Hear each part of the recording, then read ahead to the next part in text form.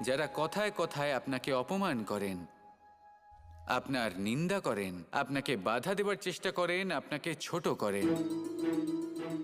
কারণ তাদের সাথে থেকে, সেই সকল ব্যক্তিদের সাথে থাকলে যারা আপনার মূল্য বোঝেন না, আপনি নিজের আত্মসম্মান, নিজের আত্মবিশ্বাস, নিজের ব্যক্তিত্বকে নত করে ফেলবেন। দূরে চলে যান সেই সকল সংঘর্ষ থেকে, সেই সকল পরিস্থিতি থেকে যাদের সম্মুখীন হয়ে আপনি কোনো পরিণামেই পৌঁছতে পারবেন না। যদি আপনি এইভাবে যুদ্ধ বিমুখ হয়ে উঠতে পারেন, যদি এই প্রবৃত্তি আপনি নিজের মধ্যে জাগ্রত করতে পারেন, তাহলে আপনার সামনে সেই যুদ্ধ চলে আসবে যাতে বিজয় লাভ করে আপনি নিজের অস্তিত্ব খুঁজে পাবেন।